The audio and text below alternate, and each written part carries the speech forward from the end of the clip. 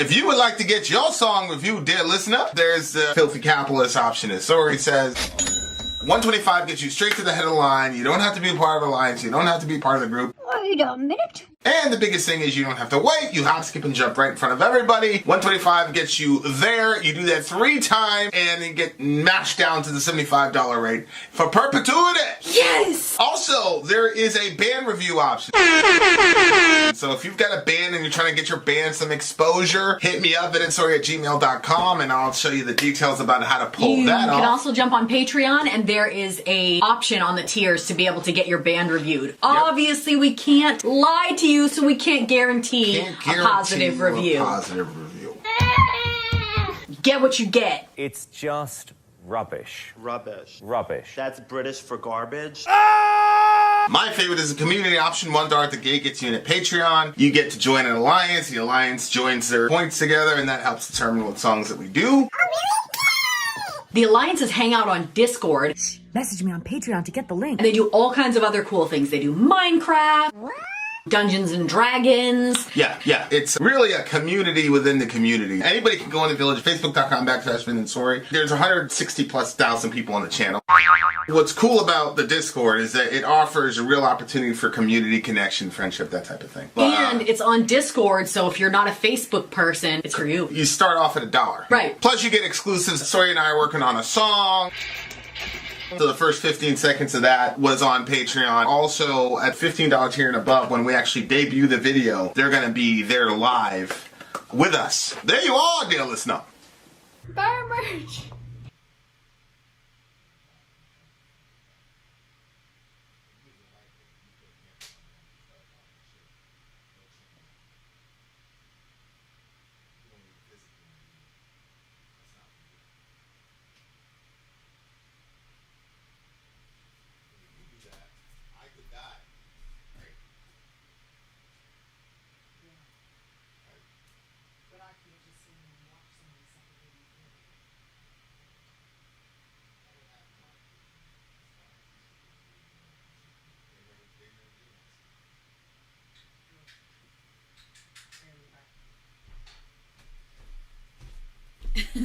You're not alone. We're still here. Buy our merch. Yeah, Dwayne jumped in to say buy our merch. And a child shall lead them to buy our merch. Last song of the night. Yeah, well, Vinny was getting something, and I went in there to tell him the super frustrating video that I saw. There was one woman, she had walked into traffic. I think she was having like a mental health breakdown or something. And so somebody called the cops because they didn't know what to do. And the cop showed up, but it was obviously like a racial thing. You know, she was black and the cop was white. And he had her on the ground.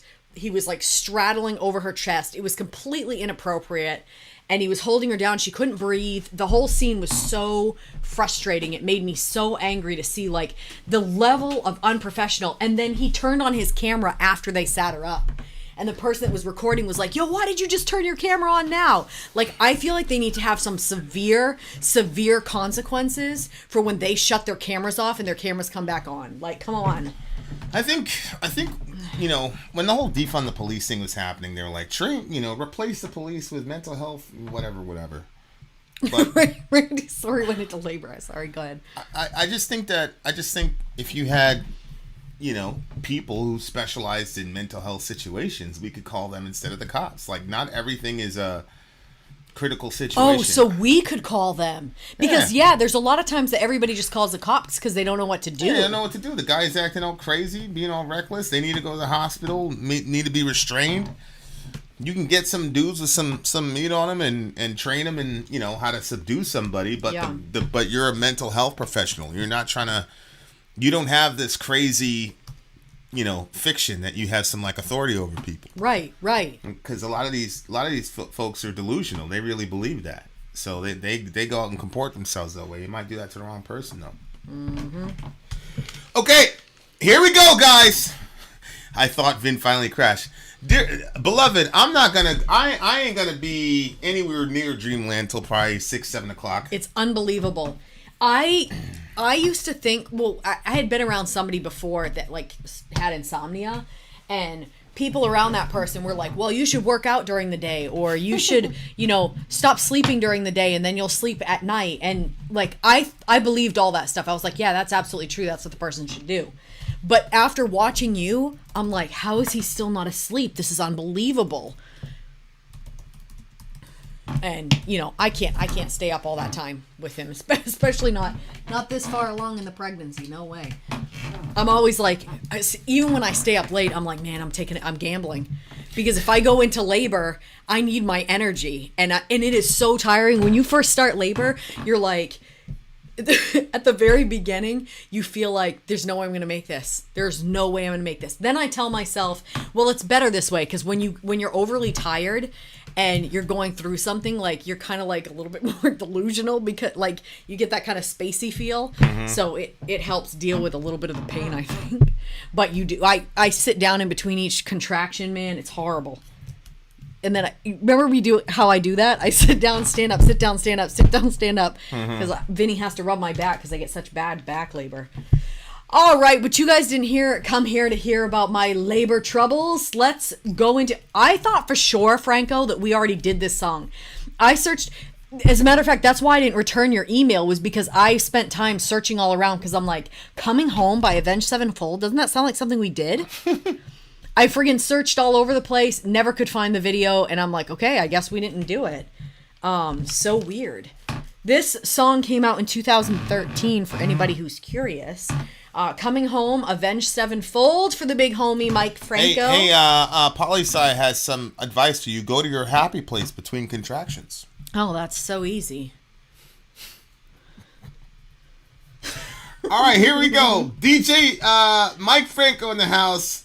Last song, Coming Home, Avenged Sevenfold. Let's do this. I actually do kind of try to do that. I try to go to a beach.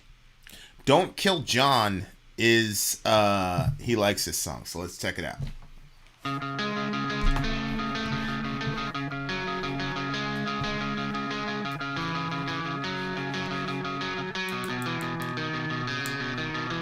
I've been away, searching for a reason, another purpose to find.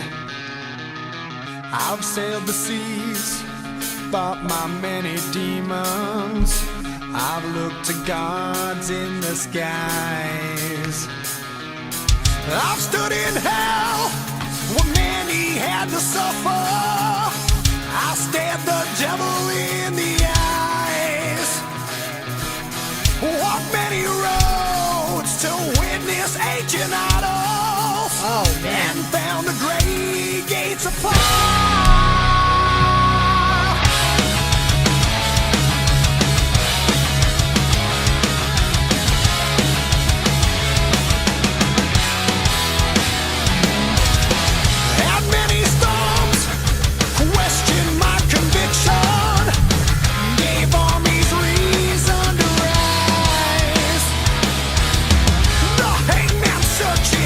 For bones he can borrow, while I stay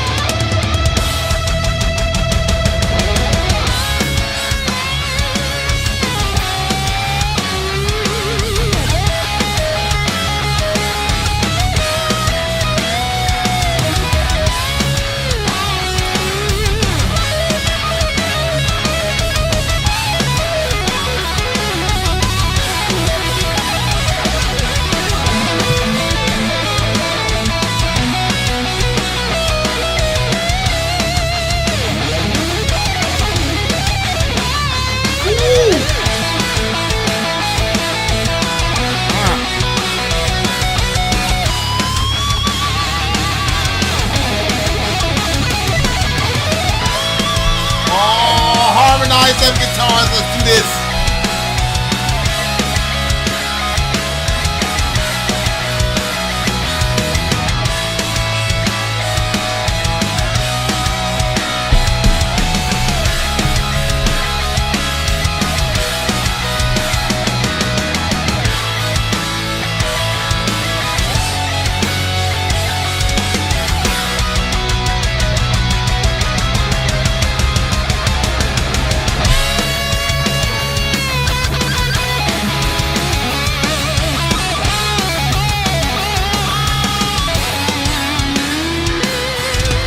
My story ends not far from where it started. My weary limbs have grown old. I've seen the world through the eyes of a nomad. Home is where the heart is, I've been told. So I go.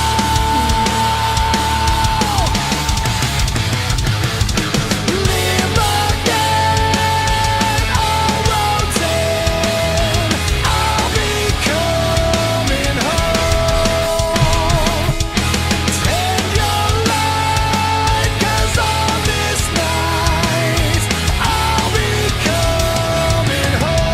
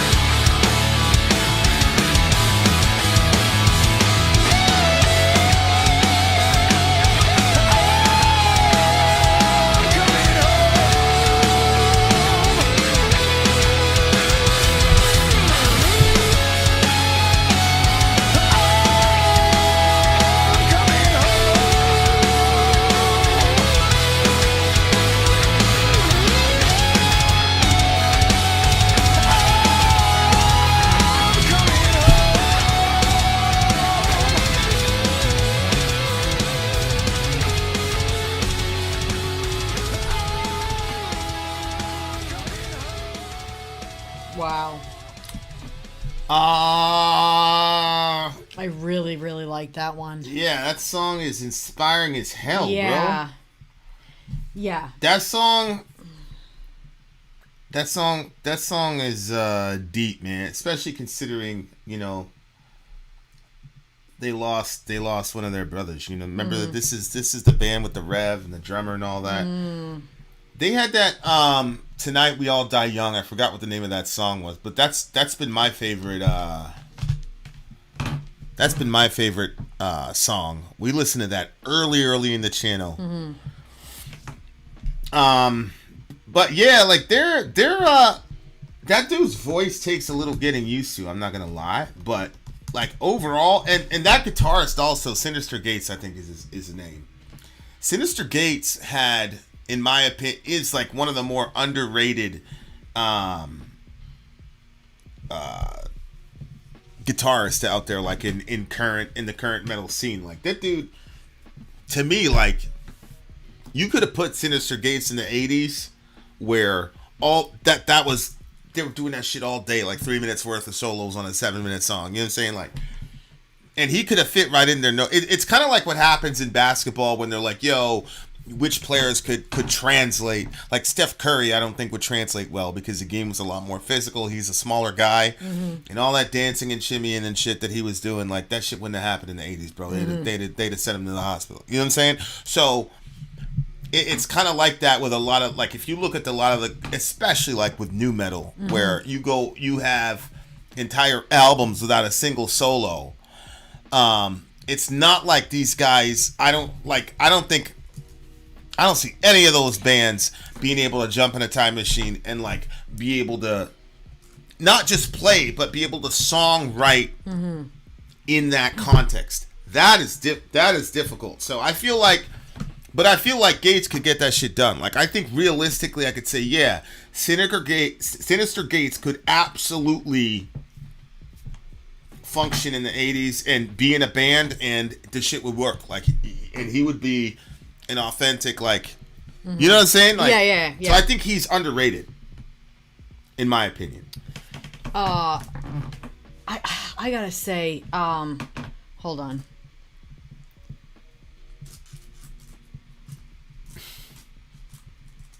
Unbelievable.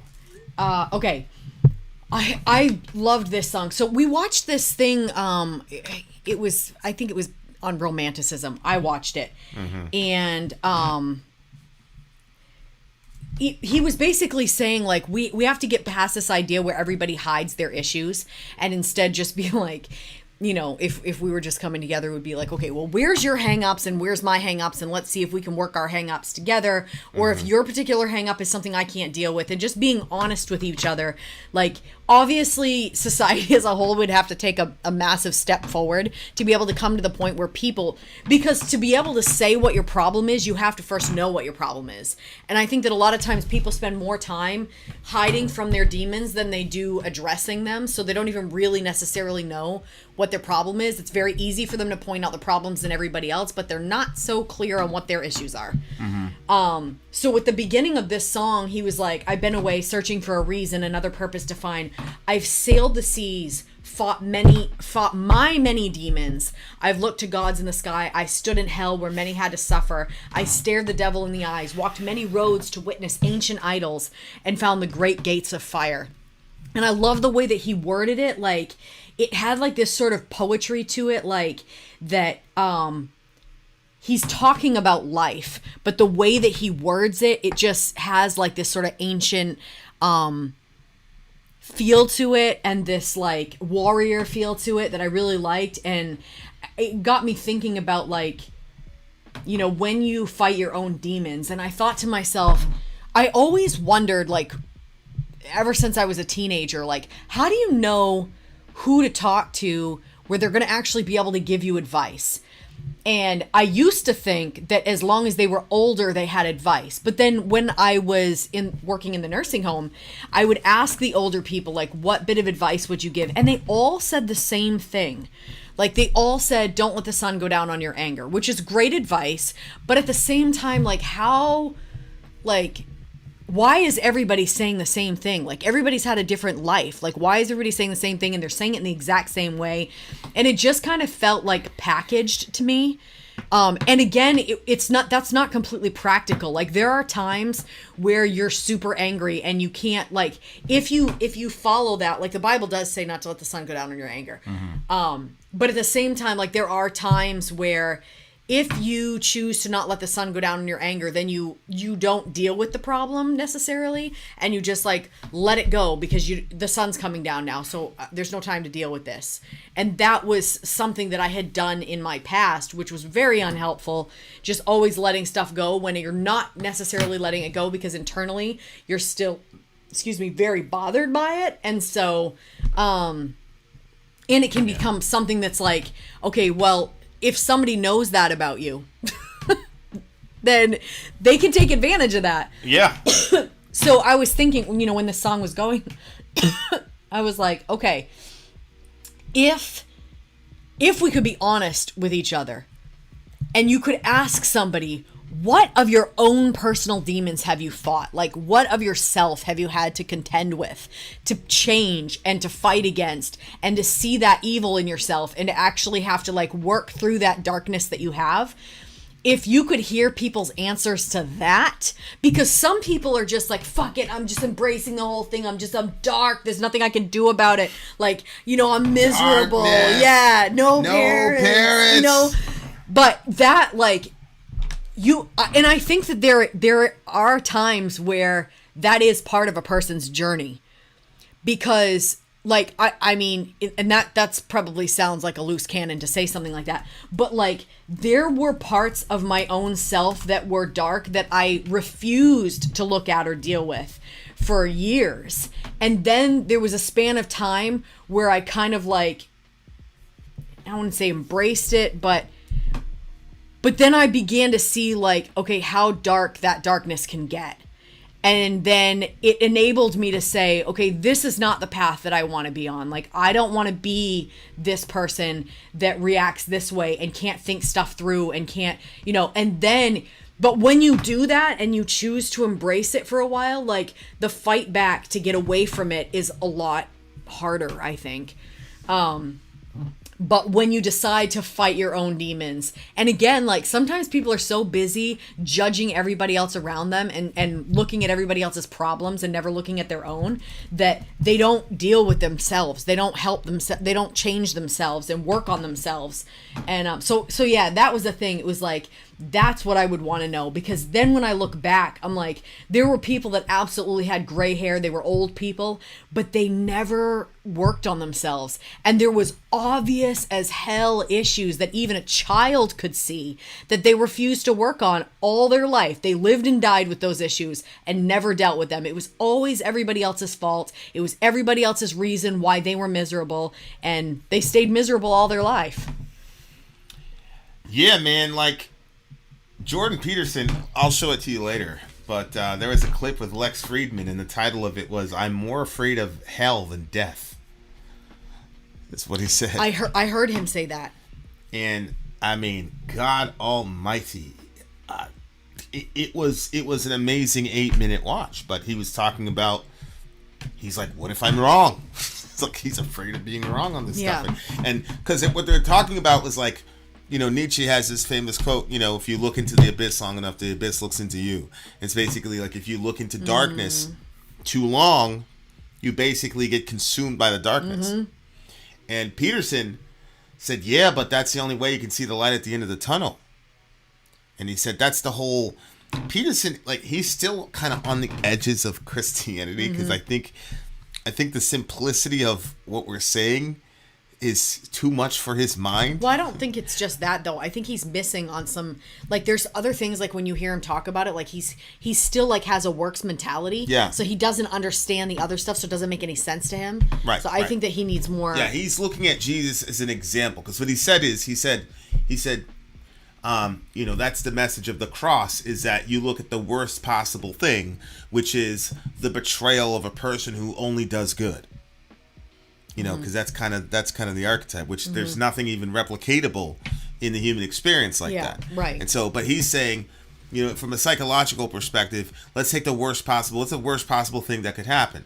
Well, the worst possible thing that could happen is that the best possible person, the perfect person, gets treated in the worst possible way. And so he said that's the message of the cross, is to accept and completely give yourself over to the injustice and the whatever. And then through that, you get some sort of resurrection. But that's him saying, okay, I'm going to be like Jesus and get on the cross. He's not realizing that he can't. You can't stare into the darkness and get to the light, because the reason the darkness consumes you is because there's already darkness inside of you. Yeah. And the reason that Jesus was able to look inside of the darkness of the cross and the reason Jesus was able to look into that darkness and not be consumed by it is because he is light with no darkness. Right. There's, you know, he says, you know, the rule of this world is coming. He has nothing in me. You know, the NIV translates it as he has no hold on me, which is the equivalence of what he's saying. But what he said in the literal Greek is he has nothing in me. Satan has a lot of shit in me. He's got a lot of shit in me. It's like all he has to do is poke.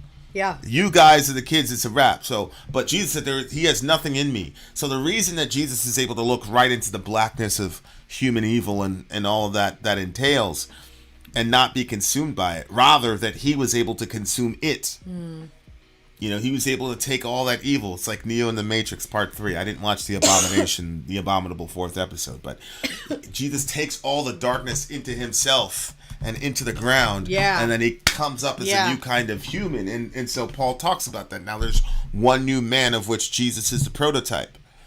And so that's the way you look at human darkness and evil, and that's how you find purpose in suffering and things like that. Like, my entire life and my explanation of why all these horrible things happen, like, I can't separate the cross from that.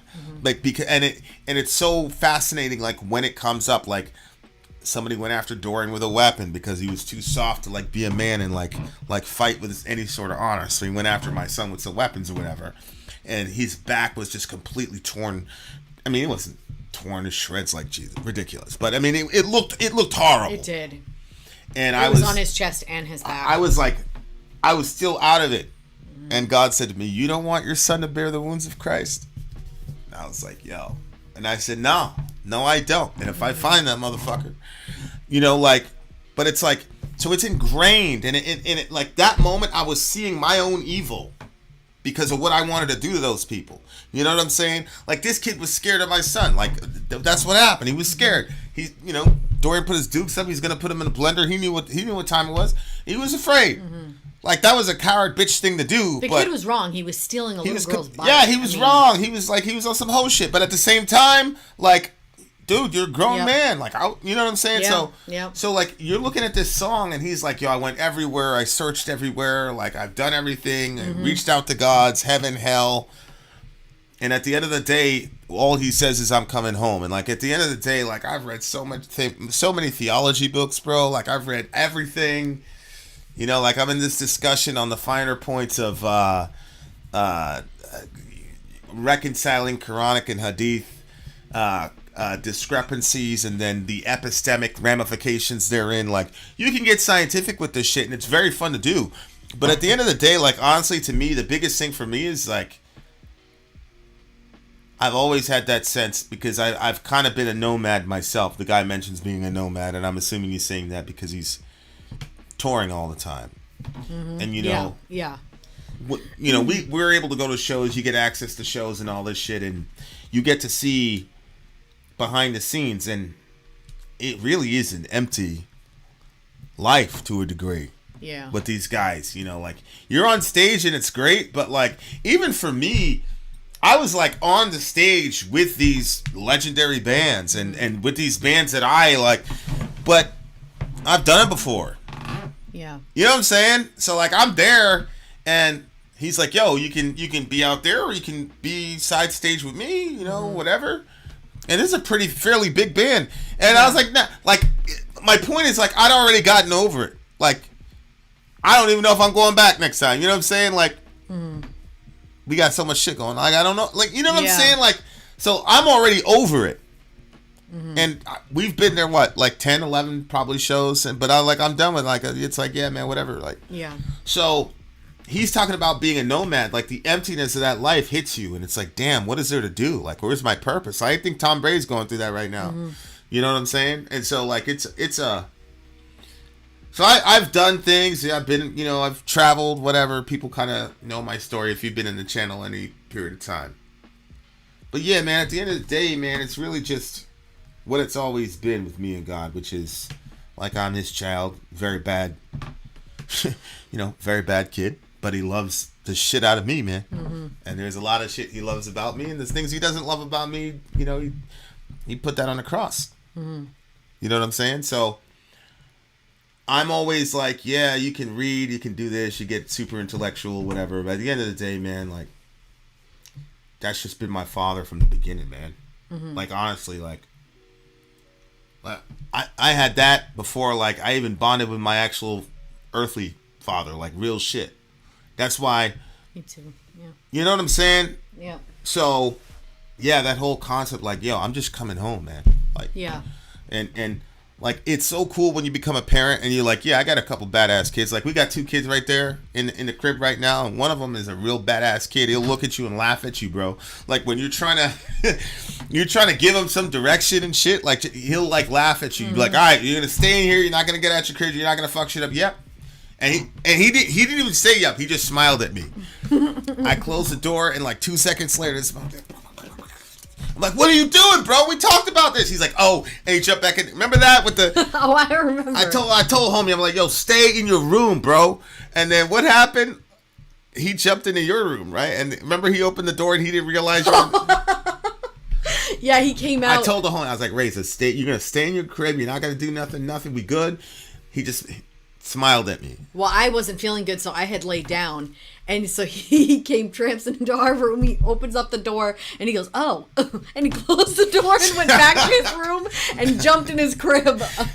Yeah, like, he's a badass kid, man. He's disrespectful, but, like, that's my son, bro. Like, mm-hmm. You know what I'm saying? Like, so when you have kids, you're like, I take it seriously. I think self-improvement is important. Like, I want to be a better friend to my friends. Like, I'm really trying that. You know what I'm saying? Like, you definitely have to improve as a person, but man, at the end of the day, like, that's what drives me. Like, I don't care about the hell question. Like, I'm not worried about that. Like, that's not even a thought process. Like, God loves me. That, like, he would never cast me away. Like, whoever comes to me, I'll never cast away. That's what he said. Yeah. Okay.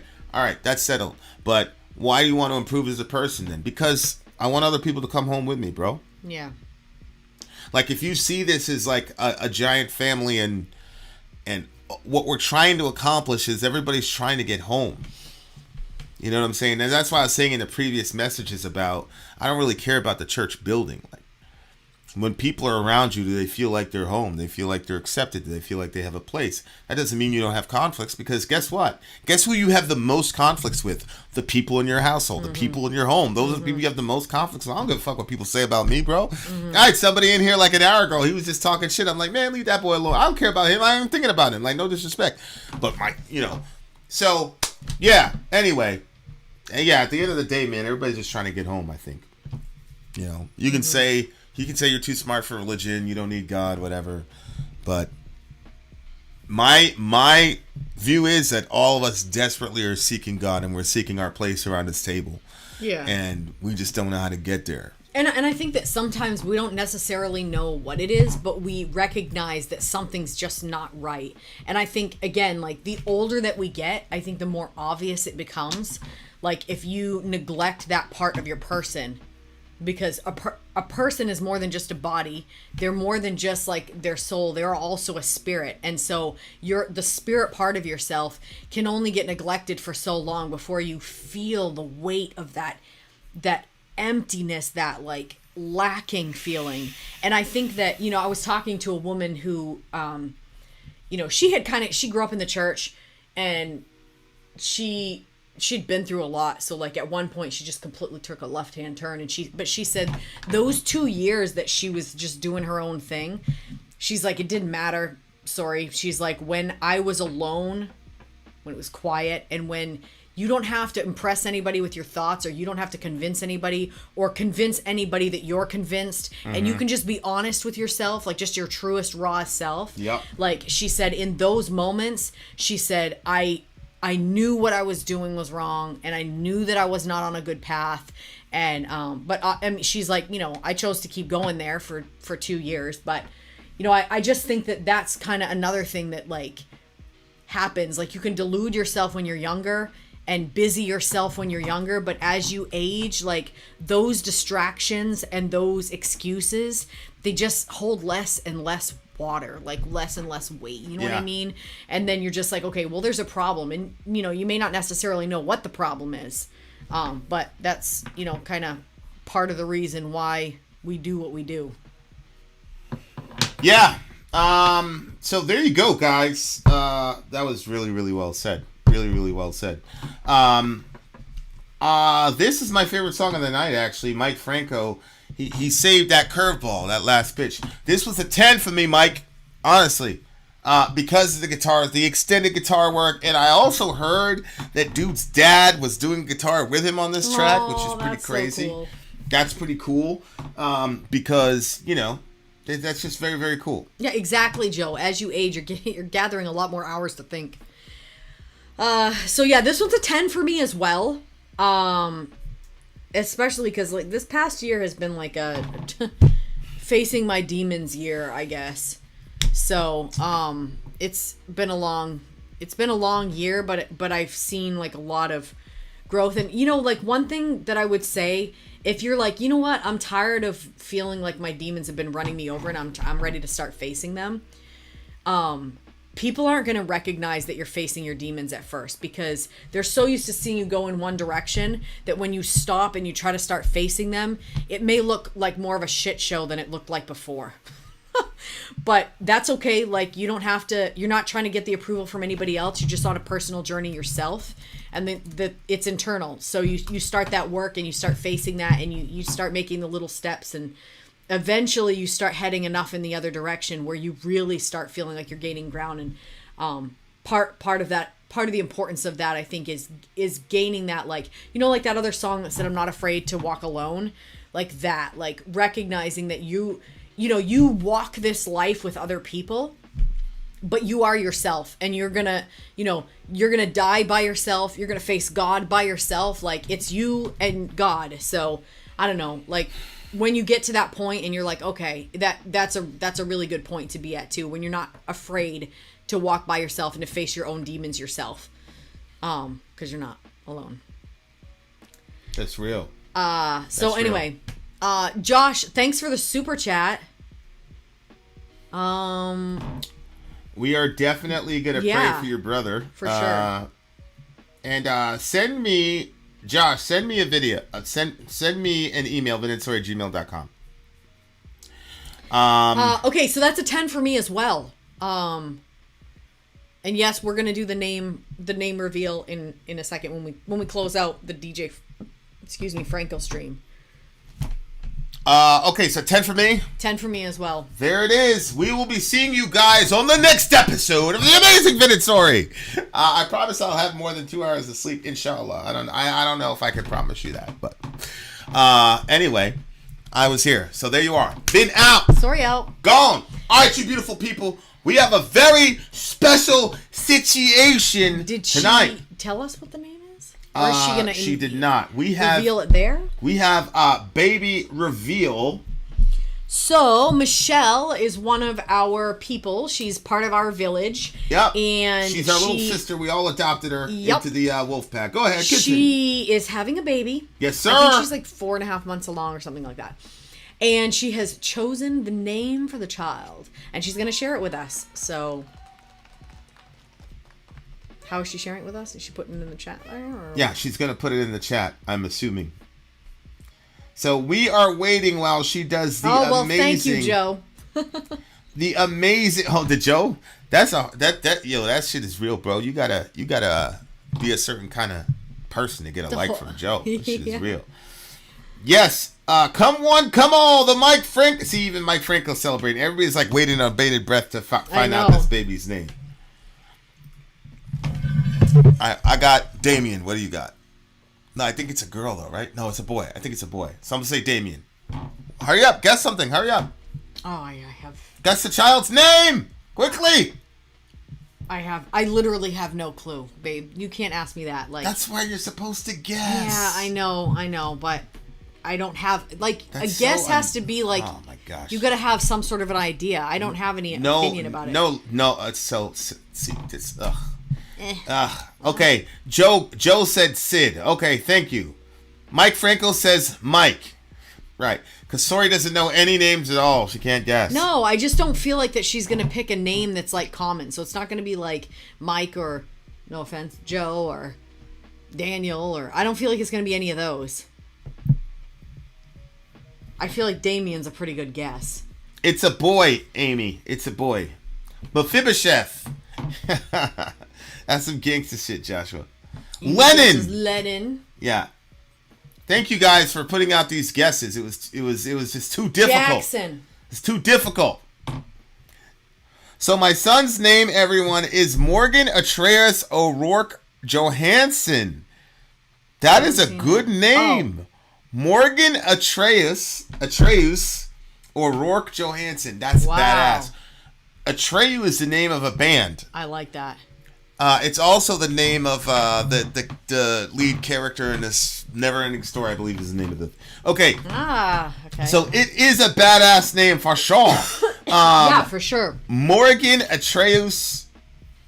That's really badass. How did you... Okay, so I know that the show is over, but how did you come up with that name? Give us a little 2-line explication of that name. Yeah, everybody's feeling that name, bro. That's a good name. So, what went behind? Oh, that's Kratos' son's name. Okay. So Kratos, there's a video game called God of War, I think. So Atreus is Kratos' son's name. Okay. That makes sense. Oh, Skylar. We are talking about a villager is about to have a child, and we just found out the gender and name of the child. The gender's it's a boy, and his name is Morgan Atreus O'Rourke Johansson, I believe. MAOJ. Alrighty, you guys. Thanks for hanging out with us. Amy says, "Why not Thor?" Thanks for hanging out with us, DJ Mike Franco. Thanks again for your streams. You know we always love those. I'm just waiting for that last thing from Homegirl. So I asked her to give me a little 2-second explanation about what was going on. Okay, so Kratos' son. She's gonna respond in a second, I'm sure.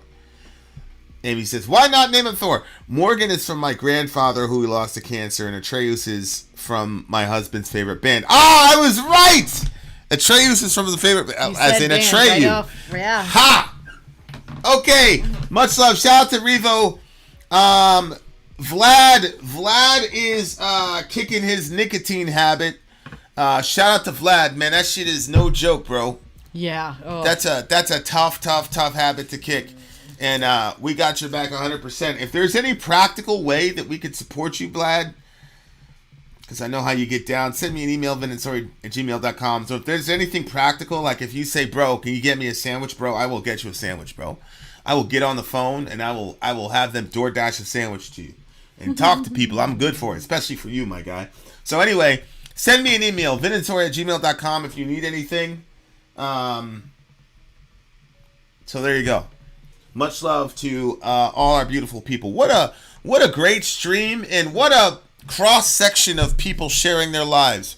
Whether it's DJ Mike sharing all these songs with us, obviously they mean something deeply to him, or it's the way you guys treated Poli Sci and a couple other people who were talking all that shit. We still maintained the village ethic, made sure that everybody was still welcome. That was cool. And then Michelle giving us the name of the baby boy. That's a pretty cool thing on the reveal. And now we got the big homie Vlad talking about his